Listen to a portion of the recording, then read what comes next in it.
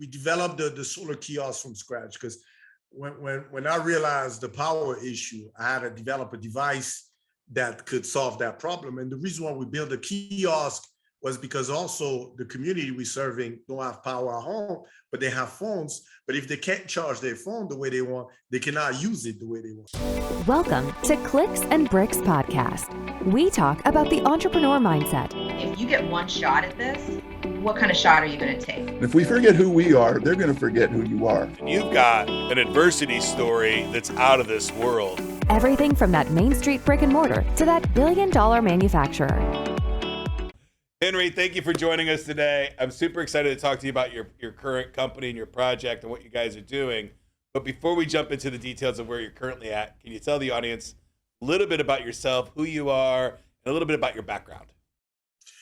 Yeah, so my name is Henri Nyakarundi. I grew up in East Africa, a country called Burundi, but I'm originally from Rwanda. So I grew up as a refugee in Burundi. That's in the middle, heart of Africa. Can't miss it. Very small countries. But moved to the U.S. after I graduated from high school in '96. Spent about 17 years in the U.S. Went to school in Atlanta, Georgia, at Georgia State University. Graduated from computer science. But my heart was into entrepreneurship. Was an entrepreneur for the last 20 years now. And then in 2013, kind of moved back. I'm a family man. I'm a father of three, husband, but my passion is basketball. I don't know if you guys playing or watching the finals. Oh, you didn't? You play or watch? No, I used to play in college, but I definitely watch now. Awesome. But yeah, that's briefly my story and my background. And what city are you living in now? So now I'm between Atlanta and Kigali. Kigali is in Rwanda. So the project, the company I started it's developing tech for Africa. So I'm between Africa and the US because we're based in the US, but I'm mostly based in Africa. Okay. So, I just read this one line from your bio, and I'm probably going to butcher it a little bit, but I love it so much that you're building peer-to-peer storage networks using solar power. Is that the summary for the most part? That's exactly what we're doing with Essential. So it's a distributed storage and computing infrastructure network we're building. So it's between centralized and decentralized. Okay. So ARED, which is the company you're referring to. So what we're trying to solve is the digital infrastructure challenge that exists in developing countries, including Africa. And I'm sure we all know now with COVID, everything's been digitized.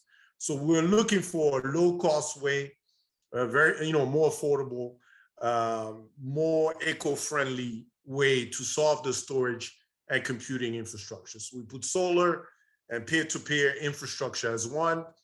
And of course, I'm simplifying. I mean, it took a few years to develop the tech and test it in and all that, but that's exactly what we're doing.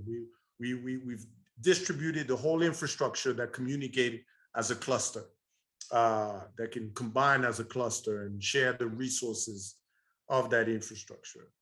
That's exactly what we do. All right. So my mind goes spinning, right? You may or may not know this. Some of the audience knows I'm a data center guy by trade. I'm deep in the crypto world. I understand Filecoin and all that fun stuff. So I absolutely love what you're doing. I just put a 90 kilowatt solar panel on my roof, and that takes, maybe not quite 10% of my power for this building, my main building. So super cool stuff, super cool technology. What's the footprint of so you're going to put a data center in Africa for the most part, right? Yeah, so it's a little bit different. So what's a data center? It's a bunch of servers stacked up in one location, right? Correct. That's all it is. And of course, you have software that controls the resources of those mini servers.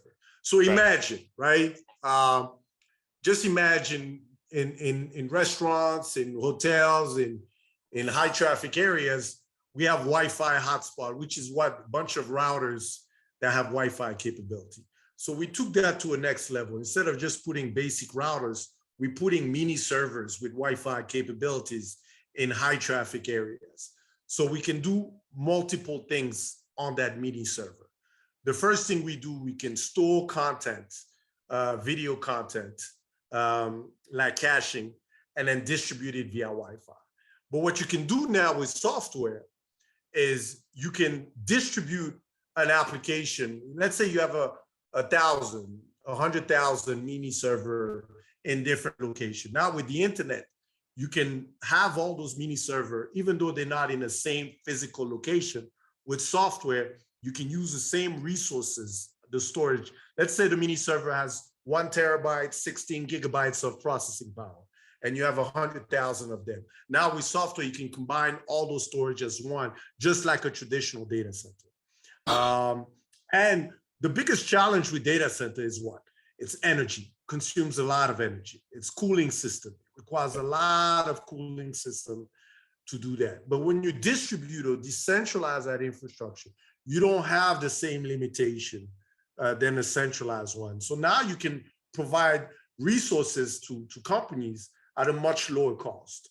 And we targeting SMEs because that's where the biggest market gap is. But that's pretty much what we can do. We can even do this one thing you talk about crypto. That's interesting because we're looking at doing mining on that infrastructure. We're looking at building mobile apps on that infrastructure. You can do IoT services on that infrastructure. So it's a multi-purpose infrastructure because one thing people have to understand is Africa is low income. So you have to have an infrastructure that allow you to, get revenue from different areas. But that's pretty much the idea of what we're trying to achieve. So, and I mean, I'm fascinated by the humanitarian aspect, right? The internet has done great things for the world. It's also done some pretty nasty things for the world. But I think it's better. We're better for having it than not having it. I hope, at least. And this weird experiment that we're all on will only tell us when we're when we're finished with it. But bringing this technology to developing countries has been a struggle. Musk is working on Starlink and all kinds of different things. Did you guys create the technology to track where the bits are throughout this infrastructure, or are you using blockchain to do that? No, so we're using blockchain is totally decentralized. So we're using a distributed model, which is between centralized and decentralized. So the main difference between decentralized and distributed is decentralized with a centralized management system. That's really the main difference. Because blockchain is kind of heavy for those communities we serve, right? It's a heavy infrastructure as far as software wise. Now, I want to clarify, when we talk about digital infrastructure, there's internet. Everybody talks about internet. Internet is just the flow of the information, right?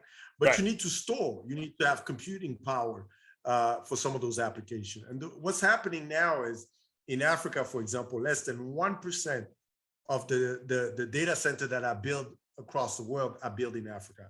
Less than 1%. So that's really when you bring storage and computing infrastructure closer to the user, the cost of access drop dramatically. And that's really what we're trying to solve. So we're not an internet provider. We're just bringing that storage and computing infrastructure as an add-on to the internet. So all of our box needs to be connected to the internet. But we'll be allowing blockchain type of application to be built on that infrastructure also, if needed. We really want to focus on the infrastructure. We want to bring this infrastructure and let third-party developer build on top of that infrastructure. That's really what we try to achieve. And we're building this infrastructure in remote or low-income areas because, and I can throw numbers, but there's 600 million people today that are not connected or participate on this digital economy. It's a huge number and it's a huge opportunity. We have over 600 million SMEs, 600 millions in Africa alone, 3 billion across the world. 3 billion people on the planet aren't even on the internet. Nope, they're not. Can you imagine? It's almost half. And these are able-bodied people over the age of 13, right? So this isn't like little babies born yesterday. This is people that should be on the have access to this data.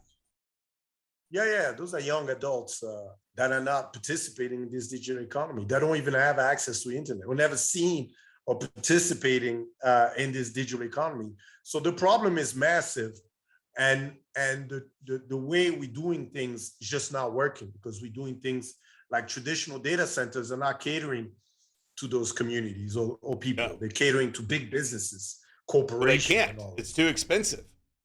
Too expensive to Exactly. cater to somebody really far away, right? Now, but the internet does kind of, brings that gap a lot, makes that gap smaller. Can I take a crack at what I think one of the applications might be for, like, a use case? Sure. So the way I would see it is, there's computers like Raspberry Pis and even Chromebooks, right? Chrome OS are very affordable computers. They have no processing power. They don't have a lot of storage. So somebody could get some subscription service to their local coffee shop and have some processing power and storage at that coffee shop. They bring their kind of dumb device there, and that kind of amplifies their processing power and storage capabilities. Is that kind of the thought process behind it? Or is the coffee shop in Africa have devices for them to use? Exactly. When you bring such device, but you're right. But we're looking at more on digitization now. We're talking about payment, for example. When you process a payment, a digital payment, it has to go through the cloud back to the POS system or the phone if you're using a phone. So all that distance, that internet cost, and all those things is very expensive. But when you use edge technology, because that's really what we're doing, it's edge technology. You process it really close to the user. Boom, you don't have that limitation, even if the internet is not that fast, because we in the US, we used to 4G, now 5G. In Africa, we're still on the low 3G, a lot of areas. So that's, payments, you're looking at payments, watching videos. Netflix is Netflix. So any video content is getting bigger. Video game. How do you play video game when you have low internet? With another thing I didn't mention is most of the phones on the continent are low-end phone, low processing power with low internal memory. So you can't play a video game if you want to, even if you have 5G.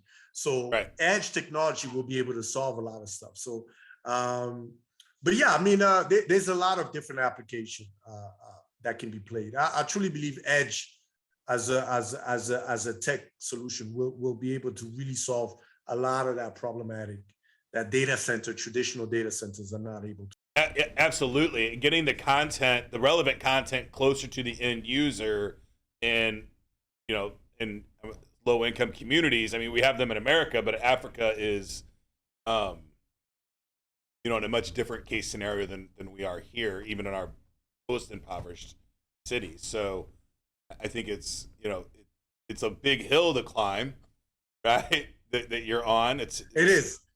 I think it's a worthwhile hill for sure, right? But there's got to be a lot of challenges ahead of you. How many devices do you have out in the market today? So we have 548 devices spread in 4 countries right now.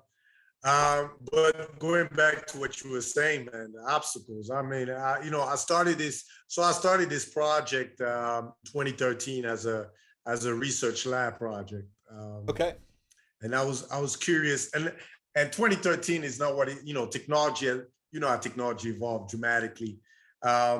And we started with really humble beginnings.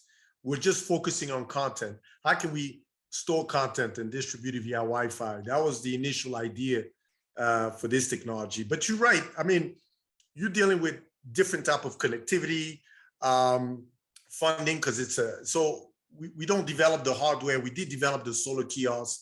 So we developed the solar kiosk from scratch, because when I realized the power issue, I had to develop a device that could solve that problem. And the reason why we built a kiosk was because also the community we're serving don't have power at home, but they have phones. But if they can't charge their phone the way they want, they cannot use it the way they want. So we had to build this device that not just power the edge, but also provide phone charging services, right? Yeah.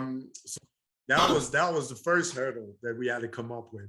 Then we had to develop the business model, because when you develop when you serve low income people, you realize they don't have extra income to spend on extra services and all that. So Right. we had to focus more on SME. So it's been a journey. And then funding is also a big challenge, because you talk to investors and they tell you, well, impact is great, solving connectivity is great, but we want to see growth right now. We want to see our money grow right now. We don't want to wait several years and all. So finding those type of investors that are patient and all has been extremely challenging also. So it's been a journey, man. If you don't love challenges, don't do what I do, for sure.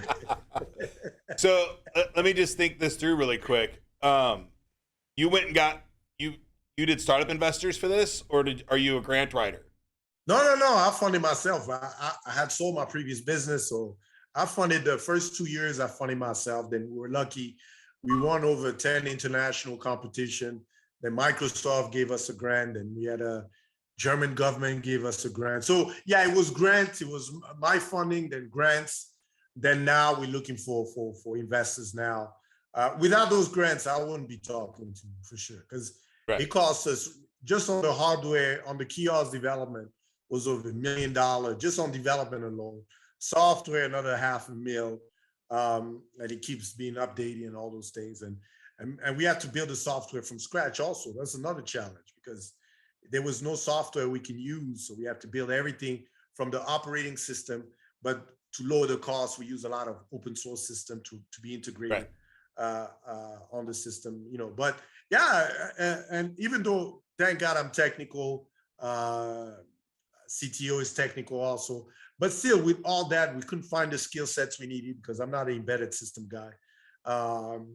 So yeah, we made a lot of mistakes. I mean, man, I'm telling you, it's been sometimes I talk to my wife and be like, okay, what's next, Henry? When are we gonna get out of this journey on the next level, Right.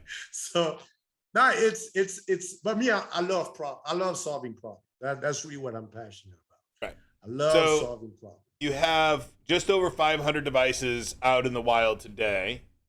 And what is the goal? How many devices total do you think the world needs to have?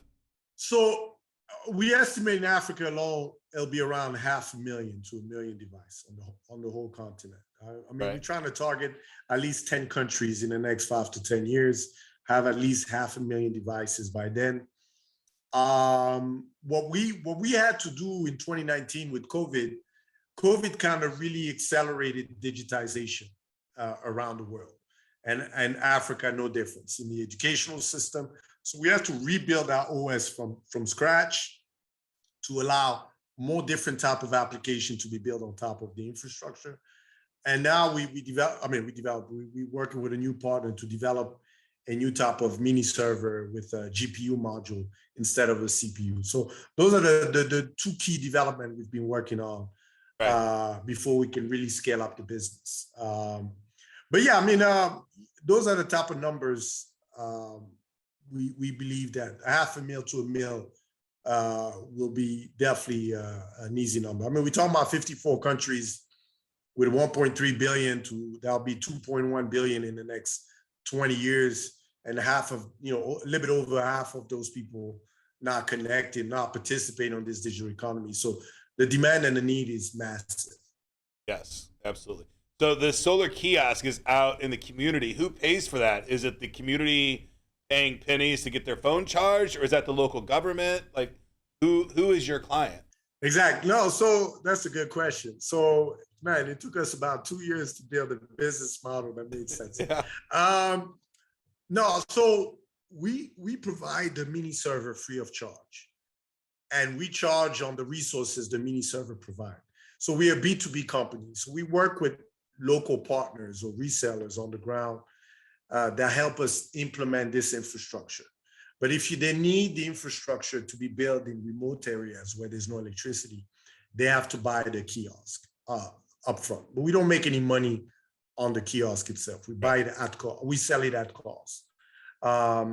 So that's really what the model is. Now, depending on the countries, some of our partners work with grants writer to subsidize some of those kiosks. Some of them just, buy it up front because they'll recover it from the revenue, the mini server will be provided. The resources, the mini server will be provided to SMEs. So it's a little bit like telecoms. You have to install the towers, and then you can monetize from it. Right. It's the same model, right? You have to build this infrastructure, and then you monetize on the resources, the storage and computing resources that the edge provides. So it's no different than a traditional infrastructure business. But the kiosks we don't handle. Actually, our partner, we have a manufacturing partner now that handles all that aspect, because hardware, this is my first hardware business, and it's definitely my last one. I'll tell you that. One of my first was hardware, and don't do it again. It's I won't do it again. No, I won't. It's tough, right? Sometimes it's obsolete by the time you get it. No, I mean, I didn't know better. I'm not a hardware guy. I got in. If I tell you, when I had the idea, I was sitting on my desk in Atlanta. My previous business was in logistics. I had a trucking company for a few years, and I was drawing this idea, this solar kiosk. In my head, I was, all right, man, I'll just tell the designer, whoever, that's what I need, and they're gonna do in 3 months, ship it to me, and we're good to go. I didn't know about testing. I didn't know about, I was looking at it as software. You can launch a software product without even finishing. Man, hardware was. So did you have to go? Did you get your solar kiosk patented as also? So the hardware part, yes, but not the software. We didn't patent. We didn't copyright the codes or not, because it didn't make sense. The technology changed so fast. I'm telling you. By the time you get the patent, technology has changed, and we didn't want to, plus it's expensive and takes time and all those things. We really want to focus on scaling as quickly as possible. That's really what our focus is, and get a nice piece of the marketplace. Because we're not the only one working on edge technology here. China is really pumping a lot of resources on edge in Africa also. So, we're just doing it a little bit differently, but it's going to happen eventually. Okay. And in the United States, you have to get a UL code for electrical components. Did you have to do that in Africa also? A UL code? No, you don't. No? Okay. Underwriter lab. And then remember, sorry? UL is the underwriting laboratories. They give you a checkbox for the United States electrical stuff, right? You didn't have to do that if you're distributing in Africa. Or your manufacturer did that for you, I'm assuming? No, so remember, 54 countries have different rules, but the countries we operate now. But there is some basic certification you need to show about some of the products that are a little bit different. But solar products, no, you don't. It's a different type of requirement. Plus, with the energy gaps that exist on the continent, they're really looking for a lot of solutions to solve some of those problems. Now, on the mini service, which is a little bit different, but they have, electronics has very strong requirements. So you have to show some international certification, but we don't deal with that. That's the manufacturing job. Manufacturer does all that for you. That's, for the audience, that's a huge piece. Your manufacturer is more than just the guy that's putting the parts together. They come with all kinds of certificates and clean rooms they overcome a lot of hurdles for you. I know it seems expensive when you're like, oh, I can build this. I can build my own manufacturing in my garage or warehouse. If you love doing it, you should go for it. But if you don't love that kind of work, you should outsource that to somebody else. No. Yeah, I mean, exactly what you said, man. It's not just putting stuff together. There has to be approved. There has to be certified. There's local certification. There's international certification. And when you deal with 54 countries, each countries have certification. They may approve that certification, but not the other. No, it's a headache, man. I don't consider us a hardware company, even though we did some design development and all that. But at the same time, I learned a lot through the years. But yeah, you got to have deep pockets to deal with. Yeah.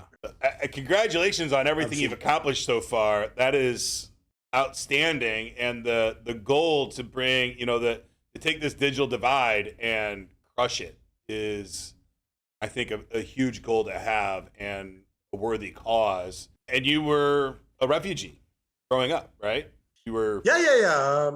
Can you tell my just, parents are, I mean, we don't need the details, but just a little bit of insight there, kind of get the maybe some inspiration for the why you're doing this today, or was that part of it? yeah, sure. I mean, after spending 17 years in the US, I felt like it was time for me to do something for the continent, right? I was lucky enough to get to the US, get an education there, build, businesses that were successful. And, every summer I used to come on vacation on the continent and realize where there's big problems, there's big opportunity that needs to be solved. And I felt like I would be more needed on the continent. So being a refugee, I mean, we were what we call an urban refugee. So my parents moved as refugee. I was born as a refugee, but my dad was an engineer. So I was not those refugees that live in camps, just to clarify. I even wrote a book about that. But no, it's about giving back. I'm a true believer now that, when I was young, making money was what motivated me most. But as I got older, I was like, okay, it's time to have an impact now. It's not just about making money, but you got to do something impactful. And I remember I looked at two sectors, the agricultural sector and the digitization solar sector, if you can call it like this. As a tech guy, I like that space. Digitization was very interesting to me. And but yeah, there's a component of giving back. But the problem is massive. The opportunity is massive also. And I wanted a big problem to solve, to be totally honest. A problem that would take me at least 10, 15, 20 years to solve it. I mean, that's literally what I was thinking about, to keep me busy for a while. And of course, I minimized the problem. It was much bigger than I thought it was, but it's fine. You adapt with the time, and as long as you're consistent and dedicated, it's fine. But that's pretty much some of those areas that kind of motivated me to start ARED. And it brought me a lot of, when you do something in communities that never access, the internet, or never play a video game or stuff like this, it does something to you, man, in a really positive way. You realize that your mission is much bigger than yourself, right? And that's what I love about it. Absolutely. I think it's huge. Now, you're looking for, obviously, the customers, you got plenty of customers to go after and get, but today you're looking for investors, right? If somebody's watching and they wanted to invest, what kind of person are you looking? I doubt you're looking for, just the average guy that's going to throw some cash at the deal. But who is it that you're looking for, in case somebody's out there watching and say, hey, I want to get in on this? Can you give us a little bit of insight there? Yeah, and then sure. And then how they would even contact you to get started with that conversation. No, absolutely. As far as investor, we're definitely looking for patient capital. This is not a rich, quick type of stuff. I mean, when you deal with digital infrastructure, this is a very long-term investment. And we're looking for investors that have some technical background, understand this type of technology, understand the space, and understand the opportunity. And so the technical aspect, the long-term aspect is definitely the area we're looking at. As far as contact, I'm all over social media. I mean, from our website, aredgroup.com, on LinkedIn, on Twitter, on Instagram.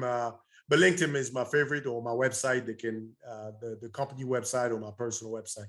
They can contact us. We can share a pitch deck and give them more information about what we're looking for. Awesome. And we'll throw all that contact information up in the bio so that if anybody's out there looking for contact information, I'm super excited to see this solar kiosk, right? And are there long-term, are there plays just for the solar kiosk also? I see that being an entirely different business model, right? Like that's in airports and parks all over this country. You got it.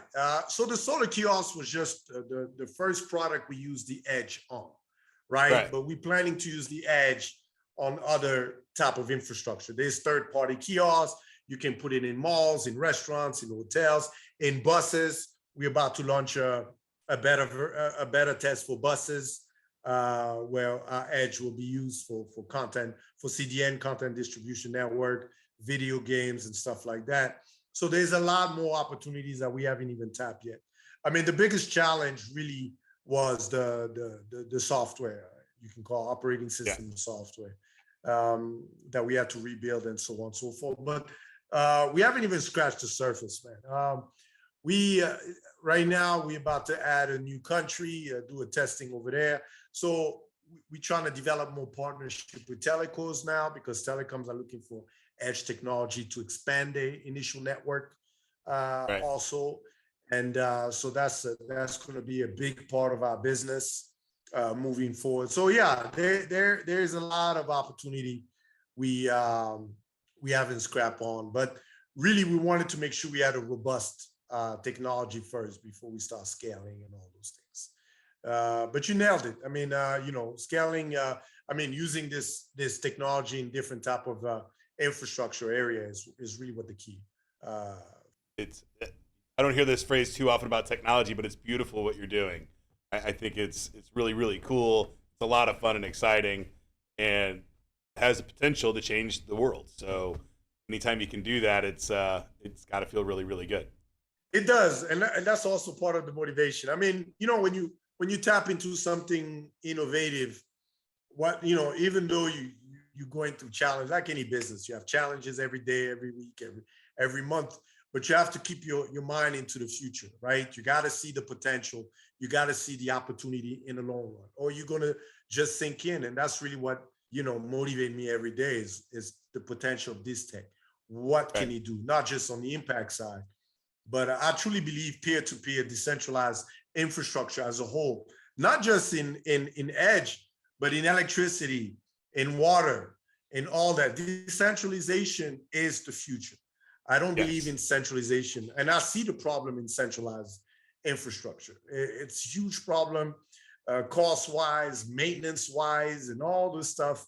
And we so focus on keeping the same model. It's just not working. So I truly see a huge shift in the next 15, 20 years into decentralized model, decentralized infrastructure as a whole. Absolutely. I'm building an entire 5,000 square foot room for decentralized technology as we speak right now. So, and it's a lot of fun. And the way you're doing it on the edge, we've always known the solution to pollution is dilution. So you can take all of these servers and spread them out all over the country instead of centralized in one big spot. Then, you're not burdening the dams and the power plants and burning the coal in those places. You can kind of distribute that all over the world. So it makes a ton of sense what you're doing, at least from where I can sit and see. How old were you when you moved to the States? I was 18. 18. So what do you tell 19. Right now? Like, there's boys and girls showing up as refugees in our country every day with dreams, aspirations. Some of them are kind of scoffing at the American dream, but some of them want the American dream. What advice do you give to that boy or girl that just got to America? They're 18, they're getting ready to start college, and they may have some aspirations to start a business after they're done. What advice do you give that boy or girl today? I mean, the U.S. is totally different than when I got there. 96 and now is a totally different ball game. That was way before September 11. A lot of things have changed. But what I would say is don't waste time. Don't waste time. Integrate as quickly as possible. What I did good was, I learned English when I got to the U.S., first of all. Okay. English was not my first language, right? So, but I integrated. I remember when I started college, I got, some American friends that they call it, started integrating much, much quicker. That will, because a lot of time when you come to a new culture, a new country with you're dealing with different people, you kind of shy, you're not sure how you're going to be received and all those things. But a lot of time is also the unknown. So I would say integration quickly. And now in this digital world, don't spend too much time at school, in college. Do a 2-year program and start working as quickly as possible. Man. Because one of the things I learned about the U.S. is it's about the money. If you ain't got the money to pay your bills, man, that's another thing about it. It's not like that it's everywhere. Totally different in Africa. No. Let me tell you, Listen, the first time I saw a friend of mine was getting eviction. Never hear about eviction in Africa because it's more community based. You know, you can go to parents and all that. I'm telling you, over there in Atlanta, evictions, sheriff coming up, kicking your stuff on the streets and Yeah. all. Never seen that before. You know, I was like, what is this? You know, Oh, yeah. it's a tough country. The US by far is the toughest country I ever lived. Because there's no, you know, I didn't know how many homeless people there were until I got to the US. I thought everybody had money in the US. That was my perception of the US. So, you know, because all I was watching is shows and basketball back then. So there is this perception we have about the US. And when you get there, it's totally different. But what I would say is, you know, get integrated, meet a lot of people, learn about the culture, and start working as quickly as possible. Don't waste time, go to school, and all those things, man. Yeah, and it's my experience, at least, and I've never lived in a foreign country, but at least in America, and I've been to every state. I've been to a lot of cities. The culture is different in almost every city. But it is always about the money at the end of the day. It doesn't matter where you live in this country. If you don't pay your rent, you will get evicted. It's that simple. On the streets. Yes. No, but Atlanta, Georgia, Florida, those are my favorite states, man. I've been all over the U.S. also, man. Yeah, I didn't like up north. It was too expensive. West Coast was also very expensive. But down south, that's, you know, Florida is actually my favorite states. You get different flavors. My time there. Any flavor you want in the U.S., you can get it. And that's what I love about the U.S., man. You know, so you don't. Awesome. But you should travel. I'm telling you, the world is much smaller now. You should definitely check out the world. Yes, absolutely. This is the time. Henri, I've had a great time talking with you. I love what you're doing. Keep it up. Keep up the great work. It is so exciting. We'll throw all your contact information down in the bio so that anybody wants to get in contact with you, they can. Is there anything else you'd like to leave with the audience before we go today? No, absolutely. I mean, we have a YouTube channel with a lot of videos about our tech on field. You know, I'll send you the link also. Yes, please. Check out what we do. And, you know, I think there's a flavor for everybody also. Impact people, tech people, people that want to see something unique and all those things. But I'll shoot you. That's pretty much it. I love what you're doing. I saw some of your previous podcasts, and I think that's something really good to share other people's tech and other people's businesses. That's really lovely, man. Thanks again for the opportunity. Thank you so very much. I love what you're doing too. Thank you so much for that. It's been a pleasure meeting you, Henri, and I wish you absolute best of luck in this venture that you're on. It sounds like a lot of fun. And if I ever make it to Africa, we'll get together for sure. All right, you have a great day. No, absolutely. Right. You too, man.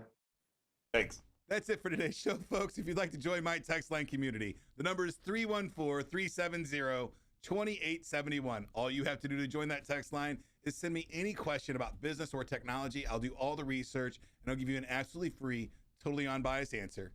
Get to work.